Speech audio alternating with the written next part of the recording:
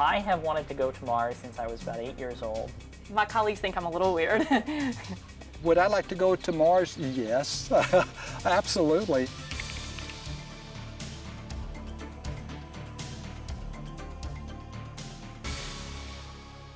Mars is obviously a foreign environment to us. It's remote, isolated, and so a place like Devon Island is an analog for that, meaning that it sort of simulates similar characteristics. It's very much an Arctic desert, if you will. It's very rocky, rough terrain. It's also the site of an impact crater, the Hawkton crater. We're going to be living there, pretending that we're on a Mars mission. We'll be doing experiments. We're going to do EVA spacewalks. One thing about being north of the Arctic Circle, it's cold. Well, on Mars, it's going to be cold, so we have about the same temperature range.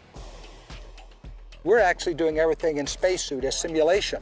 Yeah, we could go and do it without spacesuits and all that, but boy, when you do it with spacesuits, you know, trying to even write or anything else with your gloves, that's a major problem in here, and even communication with each other. You're in a fishbowl, what we call a helmet. It's warm, very warm. Maybe it would keep you warm in the Arctic. Spring fashion. We're going to be carrying heavy packs with us, and so one of the things we're doing for training is walking around with packs to get used to the weight. And most people are probably just carrying, you know, dead weight in packs, but I'm carrying my son, so I get to have a nice hike with him at the same time. When you go to Mars, you're going to be limited on what you bring with you, on the equipment, on the supplies, on the tools. And you can't just run out to Home Depot or the corner hardware store and pick up, you know, something. If you ran out of it or something broke, you're going to have to make do. I'm a commander, and one of the things that I absolutely believe in is safety. I have actually fired people when I've worked in various places because they didn't watch other people's back. They weren't working safely. And we're going to have a little safety meeting before every EVA and said, oh wait, what could go wrong? What would you do? How will we respond to this? You know, we are all joking about polar bears. Hopefully we won't have any polar bear encounters, but there are polar bears, you know, so there are safety concerns that we have. Oh look, there's polar bear footprints. This is one thing that we have to worry about on Devon Island that we don't have to worry about on Mars. At least we hope we don't have to worry about on Mars, that there are polar bears there, so we have to be always aware of it. I know polar bears are really cute, but they're one of the few animals that will actively search and eat a human being. All of us crew members are doing some preliminary training with shotguns to try to just make sure we know how to handle the gun and how to load it and how to shoot it in case we need to. This is a 12-gauge pump-action shotgun. All right, let's draw a polar bear on here. He's gonna be like, "Arr!" There you go. Yeah, he's gonna have mad eyes. Oh, I think you winged him. Oh, I only got his leg. All right. You're gonna die, bear. Hasta la vista. There you go. Hit him right in the teeth. In general, I'm gonna be kind of a interdisciplinary scientist on the crew because I have a lot of different science backgrounds. So I'm gonna be doing a lot of experiments, be helping out with a lot of tasks regarding science. And when I come back to my day job, I think I'll have a better understanding of what the crew goes through on a day-to-day basis. I am the chief medical officer, so I do have the medical role. Also, I'm going to be responsible for sort of keeping a daily journal of everything that goes on. You know, how do you prepare for the trip? How does the generator work? How do you get water?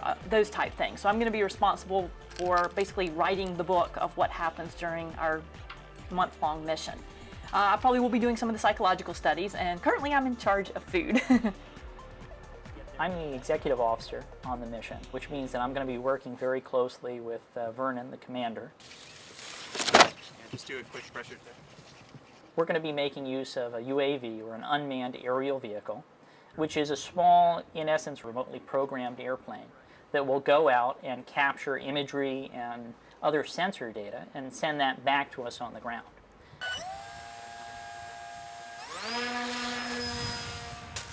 Awesome. So if I can send this unmanned aerial vehicle out there, have it survey a large area, and identify just those particular locations of interest, then that's where I can send the field geologist. There it is up there. Looks like a bird. we use ATVs to simulate unpressurized rovers, similar to what you saw with the Apollo astronauts. They had a lunar rover to get to further distances than they could just by walking. This is your gas right here, so you just push with your thumb to move the bike, right? Automatic bike, you don't have to change gears at any time. I'm going to be bringing a seismometer and installing the first seismic station on Devon Island.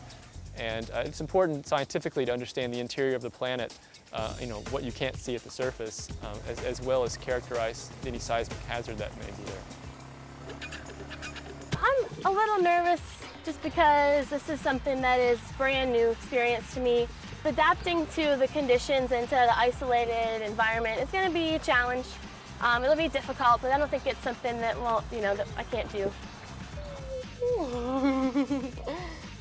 My cats will miss me.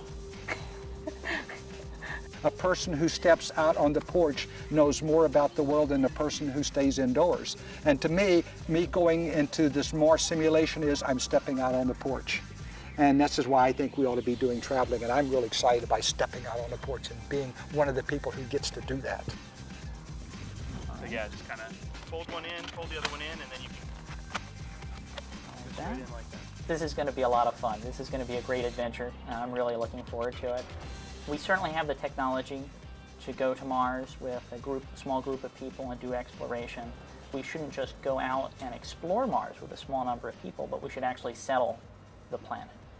That's kind of our destiny as a species, is to go out there and establish this next frontier.